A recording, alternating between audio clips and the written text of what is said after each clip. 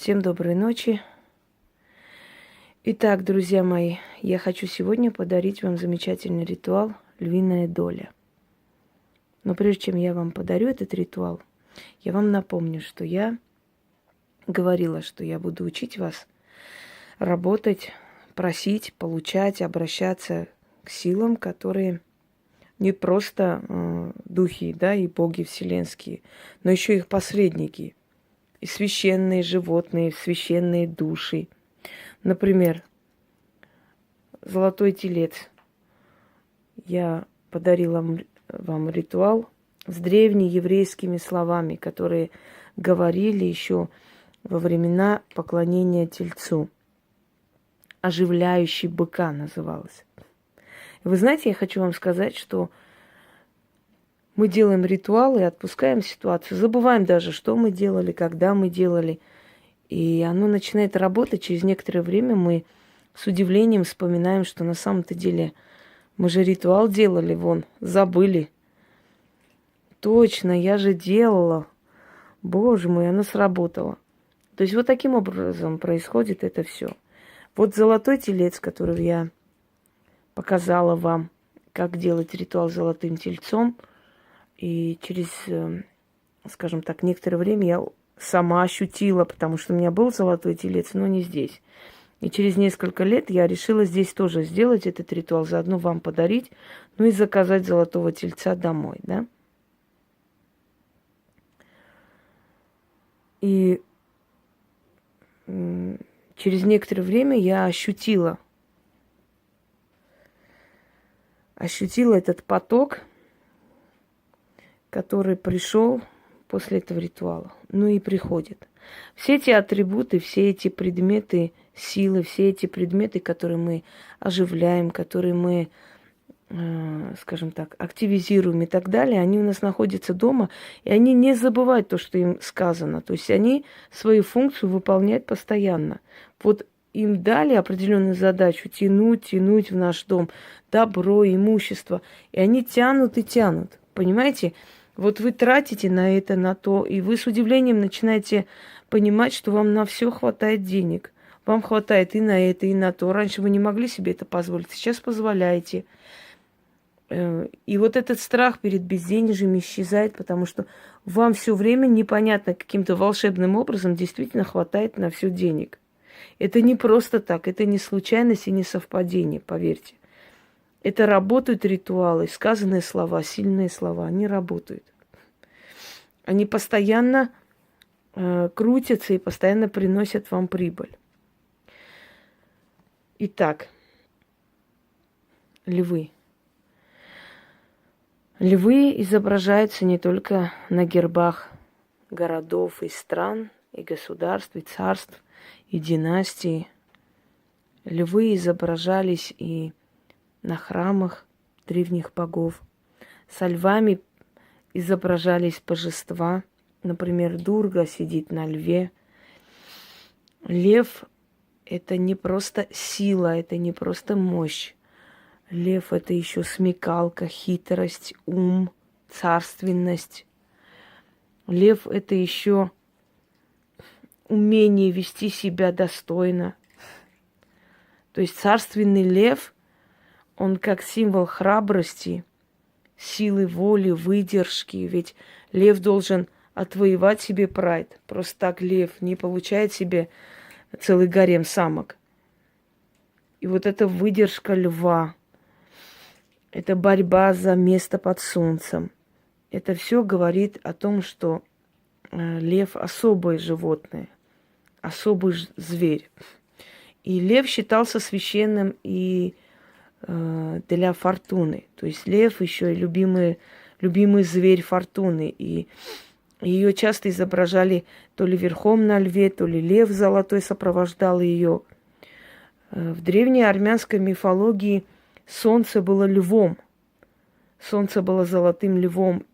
И бог солнца оседлал льва золотого. То есть разные версии. Именно поэтому по гороскопу львы, им покровительствует солнце. У многих ведьм, даже рожденных под разными знаками, есть какая-то некая доля львиного характера. То есть это самоотверженность, сила, защита прайда, своего имущества, своей территории, своей жизни, не допускать никого до своей территории. И львы любят царствовать одни, понимаете?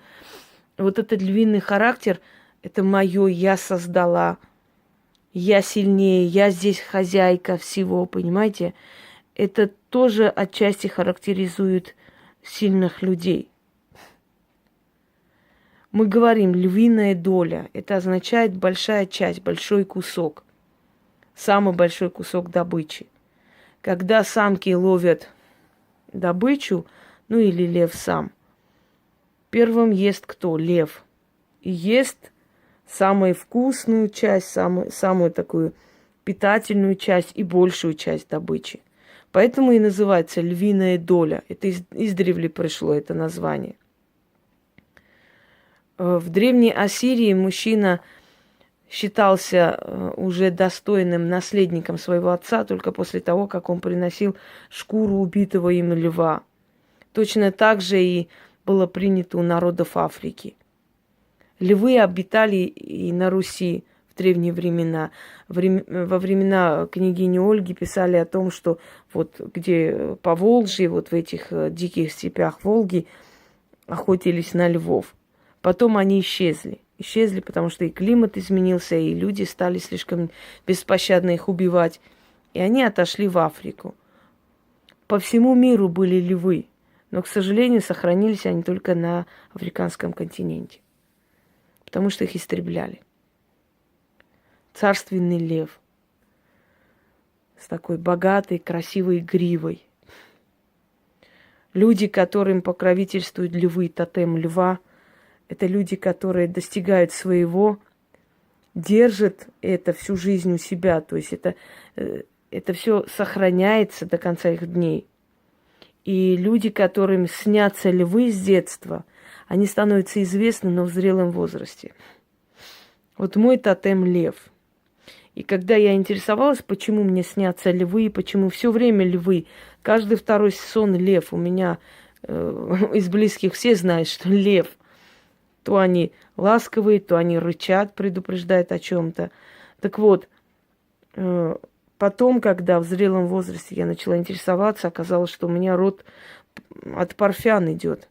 А Парфия как раз одна из африканских стран, то есть близко к Африке, арабский вот полуостров, дальше, где Мидия, вот Багдад, вот в ту сторону была Парфия. Ну, на месте Персии, но чуть дальше. Может быть, и Пакистан современный обхватывал. И вот на гербе моего рода изображался лев.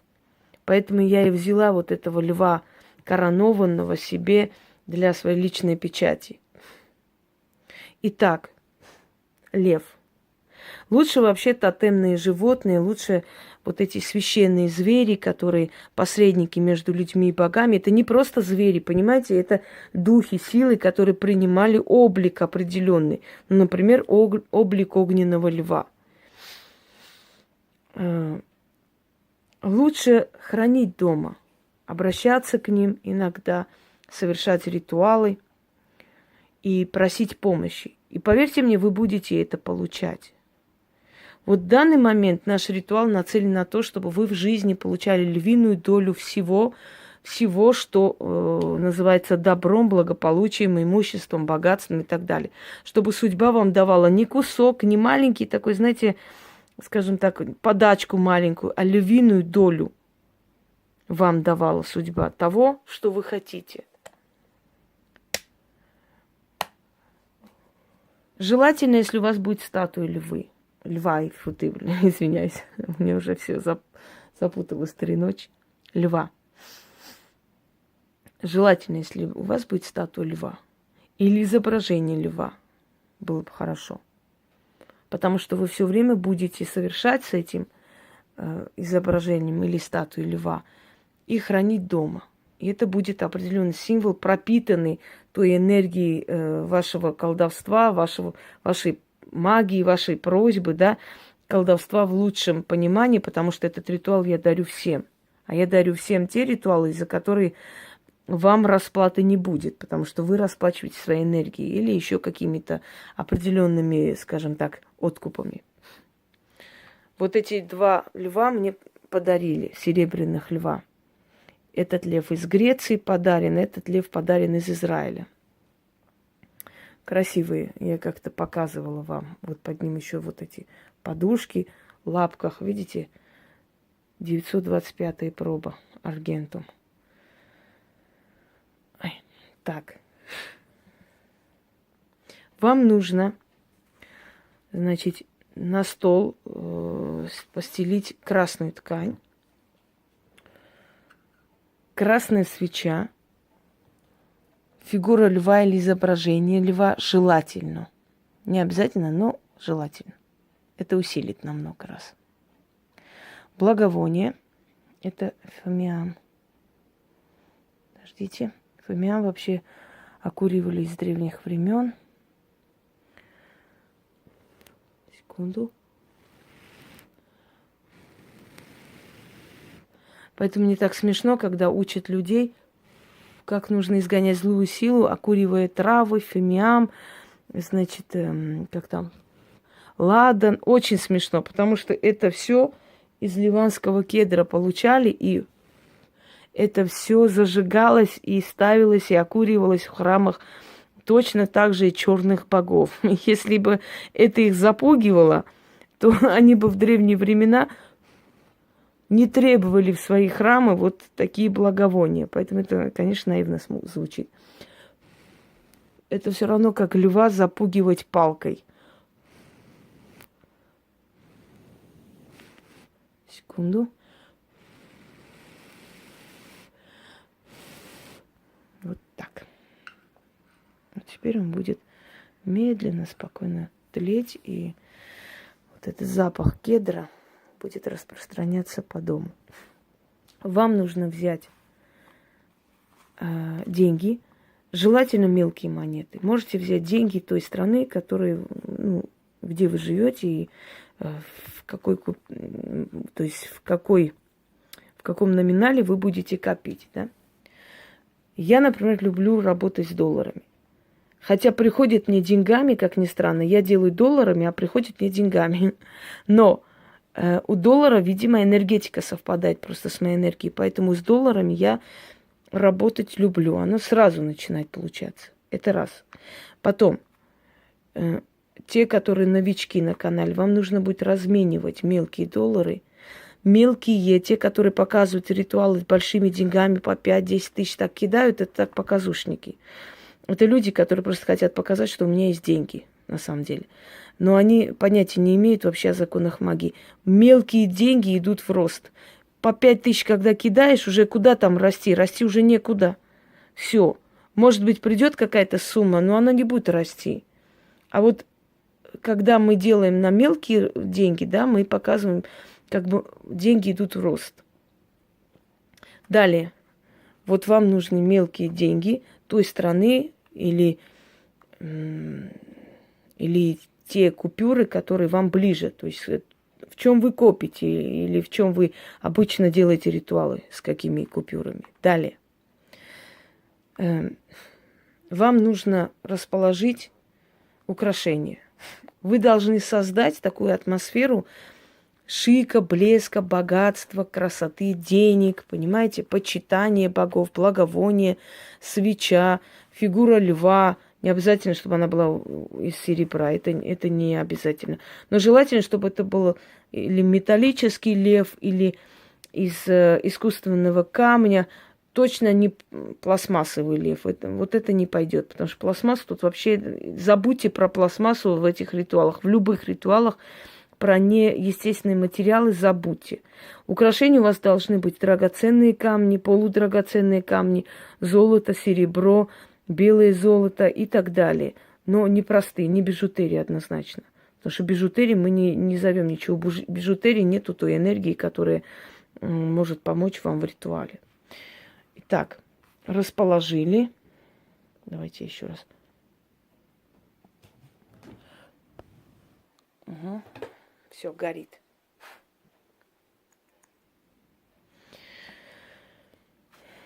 Так, И начинаем. Итак, дорогие друзья, когда у вас начнется период такой хороший, скажем так, ну, после этого ритуала, если у вас начнется такой период удачливый, да, в деньгах, в делах, потому что это не только деньги, это еще и партнерские отношения, это еще и может быть и любовь, все что угодно, потому что львиная доля удачи, это для каждого удача своя. Когда у вас получится, купите большой кусок мяса, ну вот прям, я не знаю, грамм 300-400, желательно хорошего мяса с кровью. И желательно, чтобы это была говядина. Ни курица, ничто не подойдет. Мясо, свежее мясо с кровью. Ну, не так, чтобы кровь прям капала, но чтобы это было свежее мясо. Отнесите где-нибудь под дерево, оставляйте и говорите: льву мясо, а мне львиную долю. Чтобы это дальше продолжалось, откупайтесь иногда от силы льва, от духа льва, который вы призываете. Я помню, когда я призывала дух Росомахи и делала человеку, вы не представляете, с какой, знаете, с какой смелостью этот человек добилась того, что хотела. В ней действительно это проснулось нечто абсолютно бесстрашное, и она пошла и добилась своего. А до этого даже боялась вообще заходить в эти кабинеты. Так что в этом случае тоже дух льва будет вам помогать.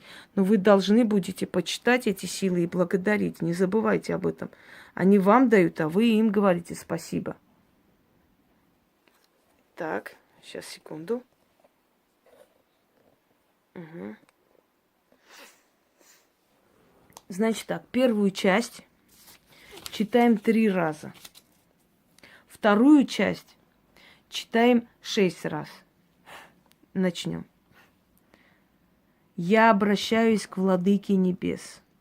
О, Отец богов, пошли мне в сей час душу вселенского солнечного льва, огненного льва, рыцаря миров. О, лев огнегривый, душа космической воли.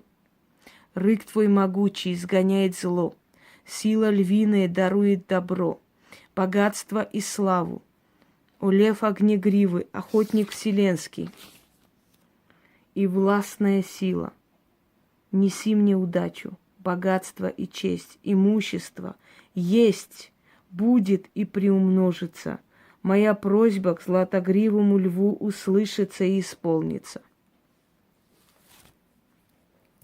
Это читать 3 раза, а вот это читать 6 раз. Златогривый, огнегривый лев, вселенская мощь, ты явился, чтобы мне помочь. Я желаю получить львиную долю вселенской удачи, львиную долю и счастья в придачу. Дай мне, вселенная, долю огненного льва. Пусть обо мне идет добрая молва. Да получу я львиную долю славы, удачи, богатства и фарта. Желаю и получаю львиную долю вселенского добра, львиную долю славы, львиную долю услады, львиную долю удачи, львиную долю фартовой судьбы. Кому кусок, а кому полкуска, а мне львиную долю добра. Да будет всегда, как я скажу. Услышь меня, златогривый лев, услышь меня, лев вселенский, и исполни. Мой дом добром наполни. Ты в саванне царь и повелитель, а я в жизни царь и победитель. И доля моя царская во всем. Заклинаю, что хочу, то получаю. Так есть, так будет, навеки вечные. Истинно.